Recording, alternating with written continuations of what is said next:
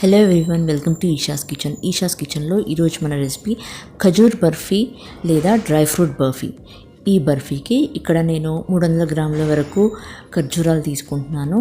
ఇవి నీట్గా క్లీన్ చేసుకున్నవి. అలాగే ఇక్కడ నేను ఫోక్ హెల్ప్తో కానీ మీరు నైఫ్ హెల్ప్తో కానీ లోపలున్న సీడ్స్ని ఇలా సపరేట్ చేసుకోవాలి.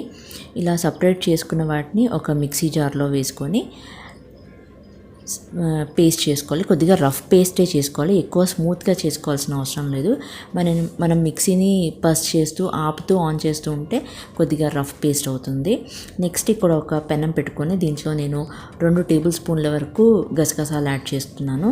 ఇక్కడ లో ఫ్లేమ్లో మనం ఒక 2-3 నిమిషాల వరకు ఇలా కదుపుతూ ఫ్రై చేసుకోవాలి. ఎక్కువ మనకు కలర్ చేంజ్ అవ్వాల్సిన అవసరం లేదు. ఇవి కొద్దిగా ఫ్రై అయిన తర్వాత ఒక సపరేట్ గిన్నెలోకి మనము వీటిని తీసేసుకోవాలి. ఇవి ఫ్రై అవ్వడానికి ఎక్కువ టైం తీసుకోదు, చాలా తక్కువ టైం తీసుకుంటుంది. సో ఇలా ఫ్రై చేసేటప్పుడు మనం దాని దగ్గరే ఉండి ఫ్రై చేసుకోవాలి.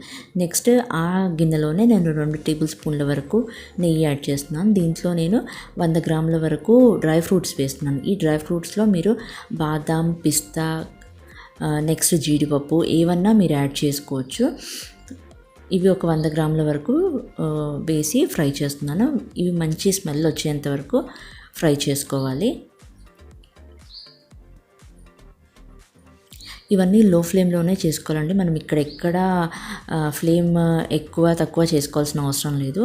ఇది కొద్దిగా ఫ్రై అయిన తర్వాత నేను ఇంకొక ప్లేట్లోకి డ్రై ఫ్రూట్స్ని షిఫ్ట్ చేస్తున్నాను. నెక్స్ట్ ఇక్కడ మీకు అవసరమైతే ఇంకొక టేబుల్ స్పూన్ నెయ్యి యాడ్ చేసుకోండి. దీంట్లో మనం ఇందాక ఖజూరం పేస్ట్ చేసుకున్నాం కదా, ఆ ఖజూరం పేస్ట్ని వేసి కొద్దిగా మెత్తపడేంత వరకు, అంటే ఈ ఖజూరం పేస్ట్ నెయ్యి మొత్తాన్ని అబ్జర్వ్ చేసుకునేంత వరకు మనము కలుపుకోవాలి. ఇది కొద్దిగా వేడి మీద కొద్దిగా మెత్తగా అవుతుందన్నమాట. ఇది ఒక 2-3 నిమిషాలు తీసుకుంటుంది అంతే. ఇలా పేస్ట్ కొద్దిగా మెత్తబడిన తర్వాత నెయ్యి అబ్జర్వ్ చేసుకున్న తర్వాత దీంట్లో ఇందాక మనం ఫ్రై చేసి పెట్టుకున్న డ్రై ఫ్రూట్స్ ఉన్నాయి కదా, అవన్నీ ఇందులోకి యాడ్ చేసుకోవాలి.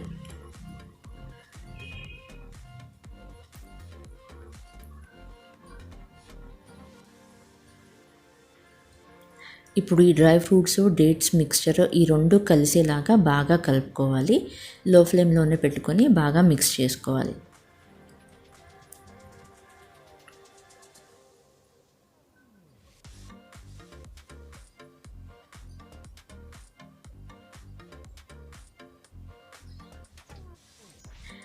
ఇవన్నీ బాగా కలిసిన తర్వాత కొద్దిగా చల్లారనివ్వాలి. స్టవ్ కట్టేసుకోవచ్చు. మనం ఇక్కడ స్టవ్ కట్టేసుకొని అలాగే ఉంచితే ఒక 2 నిమిషాల్లో ఇది కొద్దిగా చల్లారుతుంది.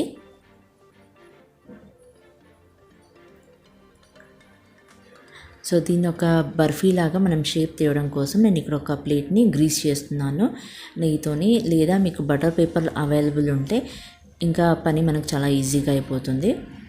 ఇలా గ్రీస్ చేసుకున్న తర్వాత ఇందాక మనం ఫ్రై చేసుకున్న గసగసాలని నేను ఇలా వేస్తున్నాను. అంటే బర్ఫీ షేప్ వచ్చినప్పుడు పైన మనకి గసగసాలతో కొద్దిగా కోట్ అవుతుంది అనమాట.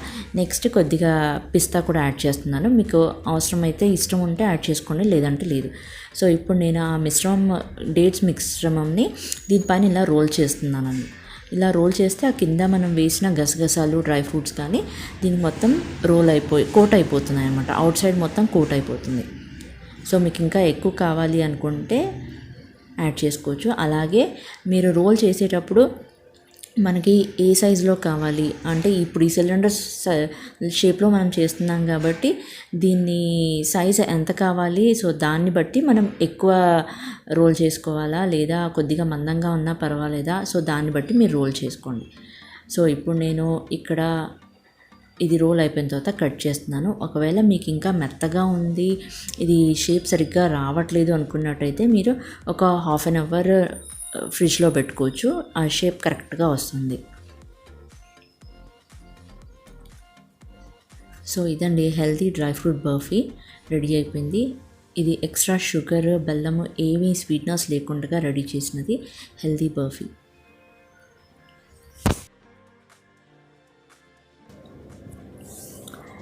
డ్రై ఫ్రూట్స్ తినని పిల్లలకి ఇలా మనం స్వీట్ లాగా చేసి పెడితే వాళ్ళు తినే ఛాన్సెస్ ఉంటాయి. దీంట్లో మనం షుగర్ కానీ హనీ బెల్లం ఏది యాడ్ చేయకుండా న్యాచురల్గా యూస్ చేసిన బర్ఫీ. సో ఈ రెసిపీ మీకు నచ్చినట్టయితే లైక్ చేయండి, సబ్స్క్రైబ్ చేయండి. Thank you for watching Eesha's kitchen.